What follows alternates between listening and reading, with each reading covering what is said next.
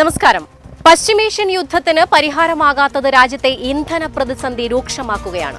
ഇന്ധന പ്രതിസന്ധിയെ തുടർന്ന് പരിഭ്രാന്തരായ ജനങ്ങൾ കൂട്ടത്തോടെ പമ്പുകളിലെത്തി ഇന്ധനം വാങ്ങിയതോടെ ആന്ധ്രാപ്രദേശിൽ 421 പമ്പുകളാണ് അടച്ചുപൂട്ടിയത്. പലയിടങ്ങളിലും സമാന സാഹചര്യമാണ് നിലവിലുള്ളത്. ഹോർമുസ് കടലിടുക്ക് തുറക്കുന്നതിനും യുദ്ധം അവസാനിപ്പിക്കുന്നതിനുമായി ഇറാൻ പുതിയ നിർദ്ദേശം മുന്നോട്ടുവച്ചതായും റിപ്പോർട്ടുകൾ പുറത്തുവരുന്നു. എന്തായാലും ഈ മണിക്കൂറിലെ ഏറ്റവും പ്രധാനപ്പെട്ട വാർത്തകൾ നോക്കാം. എല്ലാ പ്രേക്ഷകർക്കും ഒരു മണി വാർത്തയിലേക്ക് സ്വാഗതം.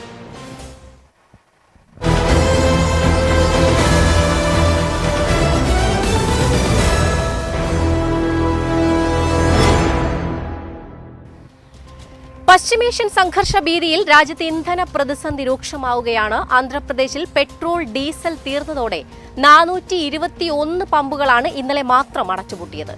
ഇന്ധന പ്രതിസന്ധി മുൻനിർത്തി ജനങ്ങൾ കൂട്ടത്തോടെ പമ്പുകളിൽ എത്തിയതാണ് സ്റ്റോക്ക് തീരാൻ കാരണം. പരിഭ്രാന്തി തടയാൻ മുഖ്യമന്ത്രി നിർദ്ദേശം നൽകിയിട്ടുണ്ട്. പശ്ചിമേഷ്യൻ യുദ്ധത്തിൽ US ഇറാൻ സമാധാന ചർച്ചകൾ അലസിപ്പിരിഞ്ഞതിനെ തുടർന്ന് ഹോർമുസിൽ ഇരു രാജ്യങ്ങളും വീണ്ടും നാവിക ഉപരോധം ഏർപ്പെടുത്തിയിരുന്നു. ഈ പശ്ചാത്തലത്തിലാണ് പരിഭ്രാന്തരായ ജനങ്ങൾ പമ്പുകളിലേക്ക് ഇരച്ചെത്തി കരുതൽ ശേഖരം എന്നോണം പെട്രോളും ഡീസലും ധാരാളമായി കൊണ്ടുപോയത്. ധാരാളമായ ആളുകൾ എത്തിയതോടെ പമ്പുകളിൽ സ്റ്റോക്കുകൾ കൂട്ടത്തോടെ തീരുകയായിരുന്നു. ഇതോടെയാണ് പമ്പുകൾ അടച്ചുപൂട്ടേണ്ട അവസ്ഥയിലേക്ക് എത്തിയത്. ഹോർമുസ് കടലിടുക്ക് വീണ്ടും തുറക്കുന്നതിനും യുദ്ധം അവസാനിപ്പിക്കുന്നതിനും അമേരിക്കയുമായി ഒരു കരാറിന് തയ്യാറാണെന്ന് ഇറാൻ നിർദ്ദേശിച്ചതായാണ് വിവരം. ആണവ പദ്ധതി സംബന്ധിച്ച ചർച്ച പിന്നീടാകാമെന്നും നിർദ്ദേശിച്ചിട്ടുണ്ട്. മധ്യസ്ഥരായ പാകിസ്ഥാൻ വഴിയാണ് ഇത്തരമൊരു നിർദ്ദേശം ഇറാൻ കൈമാറിയതെന്ന് US വൃത്തങ്ങളെ ഉദ്ധരിച്ച് അമേരിക്കൻ മാധ്യമം റിപ്പോർട്ട് ചെയ്യുന്നു. ആണവ വിഷയത്തിൽ എന്ത് വിട്ടുവീഴ്ചകൾ ചെയ്യണമെന്ന കാര്യത്തിൽ ഇറാനിയൻ നേതൃത്വത്തിൽ അഭിപ്രായ വ്യത്യാസങ്ങളുണ്ടെന്നും റിപ്പോർട്ടിൽ പറയുന്നു. പ്രശ്നം വേഗത്തിൽ പരിഹരിക്കുന്നതിനുള്ള നീക്കമായിട്ടാണ് ഇറാന്റെ പുതിയ നിർദ്ദേശത്തെ കാണുന്നത്.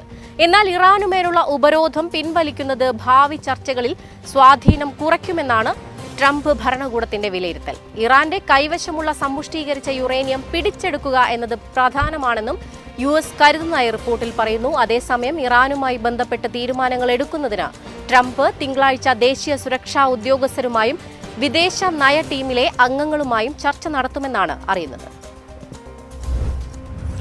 USന്റെ ഭീഷണിക്കും ബ്ലാക്ക്മെയിലിംഗിനും ഇറാന്റെ അടുത്ത് വില പോകില്ലെന്ന് റഷ്യൻ പ്രതിനിധി. വിയന്നയിലെ ഇന്റർനാഷണൽ ഓർഗനൈസേഷൻ പ്രതിനിധി മിഖായിൽ ഉലയനോവാണ് അമേരിക്കയെ വിമർശിച്ച് രംഗത്തെത്തിയത്. സൈന്യത്തെയും ഉപരോധത്തെയും ആയുധമാക്കി നടത്തുന്ന ഭീഷണി ഇറാന്റെ അടുത്ത് വില പോകില്ലെന്ന് അദ്ദേഹം പറഞ്ഞു. എക്സിലെ പോസ്റ്റിലാണ് അദ്ദേഹത്തിന്റെ വിമർശനം. കരുത്തരാണെന്ന ബോധ്യത്തോടെയാണ് US ഇറാനുമായി ചർച്ചകൾ നടത്തുന്നത്. ഇത് വില പോകില്ലെന്ന് അദ്ദേഹം വ്യക്തമാക്കി. അതേസമയം പാകിസ്ഥാനിലെ ചർച്ചകൾ പൂർത്തിയാക്കിയതിനു ശേഷം ഇറാൻ വിദേശകാര്യമന്ത്രി അബ്ബാസ് അരാക്ചി റഷ്യയിലേക്ക് യാത്ര തിരിച്ചു. റഷ്യൻ പ്രസിഡന്റ് പുടിനുമായി ഇന്ന് ഇറാൻ വിദേശകാര്യമന്ത്രി ചർച്ച നടത്തും. വൈറ്റ് ഹൌസിലെ അത്താഴ വിരുന്നിനിടെയുണ്ടായ വെടിവെപ്പിനെ പരിഹസിച്ച് ഇറാൻ പുറത്തിറക്കിയ ആനിമേഷൻ വീഡിയോ സമൂഹ മാധ്യമങ്ങളിൽ വൈറലാകുന്നു. ലെഗോ കളിപ്പാട്ടങ്ങളുടെ രൂപത്തിലുള്ള ആനിമേഷനിലൂടെ ട്രംപിന്റെ നേതൃത്വത്തെയും സുരക്ഷാ വീഴ്ചകളെയുമാണ് വീഡിയോയിലൂടെ പരിഹസിക്കുന്നത്. ട്രംപിന്റെ റേറ്റിംഗ് ഇടിയുമ്പോൾ ശ്രദ്ധ തിരിക്കാനായി അദ്ദേഹം നടത്തുന്ന നാടകമാണ് ഈ സംഭവമെന്ന് വീഡിയോയിൽ പറയുന്നു. നിങ്ങളുടെ പോളുകൾ ഇടിയുമ്പോഴെല്ലാം നിങ്ങൾ ഇതേ തന്ത്രം പുറത്തെടുക്കുന്നു എന്ന വരികൾ വീഡിയോയിൽ ഉപയോഗിച്ചിട്ടുണ്ട്. ട്രംപിനെ അതീവ ദുർബലനെന്നും അഹംഭാവമുള്ളവൻ എന്നും വീഡിയോയിൽ പറയുന്നു. ട്രംപ് പൊതുവേദിയിൽ കരുത്തനാകാൻ ശ്രമിക്കുന്നുണ്ടെങ്കിലും അണിയറയിൽ ആളുകൾ അദ്ദേഹത്തെ നോക്കി ചിരിക്കുകയാണെന്നും ആരോപിക്കുന്നു. ട്രംപിന്റെ സ്വന്തം അനുയായികൾ പോലും അദ്ദേഹത്തിന്റെ നേതൃത്വത്തിലെ പിഴവുകൾ തിരിച്ചറിഞ്ഞു തുടങ്ങിയിട്ടുണ്ടെന്നാണ് വീഡിയോയിൽ പറയുന്നത്. പൊതുമേഖലാ ബാങ്കുകളിലെ ശമ്പള പരിഷ്കരണം വേഗത്തിൽ നടപ്പാക്കാൻ ധനമന്ത്രാലയം നിർദ്ദേശം നൽകി. ശമ്പള പരിഷ്കരണ ചർച്ചകൾ ആരംഭിച്ച് പരമാവധി 12 മാസങ്ങൾക്കകം തീരുമാനമെടുക്കാനാണ് department of financial services bank മേധാവികളോട് ആവശ്യപ്പെട്ടിട്ടുള്ളത്. പൊതുമേഖലാ ബാങ്കുകളിലെയും ഇൻഷുറൻസ് കമ്പനികൾ ഉൾപ്പെടെയുള്ള സാമ്പത്തിക സ്ഥാപനങ്ങളിലെയും ശമ്പളം 5 വർഷം കൂടുമ്പോഴാണ് പരിഷ്കരിക്കാറുള്ളത്. ഇന്ത്യൻ ബാങ്ക്സ് അസോസിയേഷൻ ജീവനക്കാരുടെ യൂണിയനുകളുമായും അസോസിയേഷനുകളുമായും ചർച്ച നടത്തിയാണ് തീരുമാനമെടുക്കുക. സെറ്റിൽമെന്റുകൾക്ക് ശേഷം ചട്ടങ്ങളിൽ ഭേദഗതി വരുത്തുന്നതിൽ മുൻ വർഷങ്ങളിൽ കാലതാമസം നേരിട്ടിരുന്നു. ഇത് ഒഴിവാക്കാൻ അടുത്ത ശമ്പള പരിഷ്കരണ തീയതിക്ക് മുൻപായി എല്ലാ ഭേദഗതികളും പൂർത്തിയാക്കണമെന്ന് മന്ത്രാലയം നിർദ്ദേശം നൽകിയിട്ടുണ്ട്. പശ്ചിമബംഗാൾ നിയമസഭാ തെരഞ്ഞെടുപ്പിന്റെ രണ്ടാമത്തേതും അവസാനത്തേതുമായ ഘട്ട വോട്ടെടുപ്പിനുള്ള പരസ്യ പ്രചാരണം ഇന്ന് അവസാനിക്കും. ബുധനാഴ്ചയാണ് രണ്ടാം ഘട്ട വോട്ടെടുപ്പ് നടക്കുക. 142 മണ്ഡലങ്ങളിലേക്കാണ് രണ്ടാം ഘട്ടത്തിൽ പോളിംഗ് നടക്കുന്നത്. ഭരണകക്ഷിയായ തൃണമൂൽ കോൺഗ്രസിന്റെ ശക്തി കേന്ദ്രങ്ങളായ മണ്ഡലങ്ങളിലാണ് ബുധനാഴ്ച വിധിയെഴുത്ത്. എങ്കിലും വോട്ടർ പട്ടിക പരിഷ്കരണത്തിന്റെ ആനുകൂല്യം ലഭിക്കുമെന്നാണ് ബിജെപിയുടെ കണക്കുകൂട്ടൽ. കഴിഞ്ഞ ദിവസങ്ങളിലെ അക്രമങ്ങളുടെ പശ്ചാത്തലത്തിൽ ബുധനാഴ്ച വോട്ടെടുപ്പ് നടക്കുന്ന മണ്ഡലങ്ങളിൽ സുരക്ഷ വർദ്ധിപ്പിച്ചിട്ടുണ്ട്. ആദ്യഘട്ടത്തിൽ കനത്ത പോളിംഗ് ആണ് രേഖപ്പെടുത്തിയത്. ആദ്യഘട്ടത്തിൽ 93% പോളിംഗ് ആയിരുന്നു രേഖപ്പെടുത്തിയിരുന്നത്. ആദ്യഘട്ട തെരഞ്ഞെടുപ്പ് നടന്ന 152 സീറ്റിൽ 110 സീറ്റിൽ ആധിപത്യം ലഭിക്കുമെന്നാണ് ബിജെപി വിലയിരുത്തൽ. രണ്ടാം ഘട്ട വോട്ടെടുപ്പിനായി അമിത്ഷാ അടക്കം പ്രചാരണത്തിനെത്തിയിരുന്നു. മെയ് 4-നാണ് വോട്ടെണ്ണൽ. ഖത്തറിലെ ഈ വർഷത്തെ ക്രൂയിസ് സീസൺ അവസാനിച്ചു. 2 ലക്ഷത്തിലേറെ വിനോദസഞ്ചാരികളാണ് ഈ സീസണിൽ രാജ്യത്തെത്തിയത്. 50ഓളം ക്രൂയിസ് കപ്പലുകൾ ദോഹയിൽ നങ്കൂരമിട്ടു. മവാനി ഖത്തർ പുറത്തുവിട്ട കണക്ക് പ്രകാരം ഓൾഡ് ദോഹ പോർട്ടിലെ ക്രൂയിസ് ടെർമിനൽ ഈ വർഷം 49 ക്രൂയിസ് കപ്പലുകളെയാണ് സ്വാഗതം ചെയ്തത്. ലോകത്തിന്റെ വിവിധ ഭാഗങ്ങളിൽ നിന്നുള്ള 2 ലക്ഷത്തിലധികം പേർ ഈ കപ്പലുകളിൽ ഖത്തർ കാണാനെത്തി. 3 കപ്പലുകൾ ആദ്യമായാണ് ദോഹ തീരത്തെത്തുന്നത്.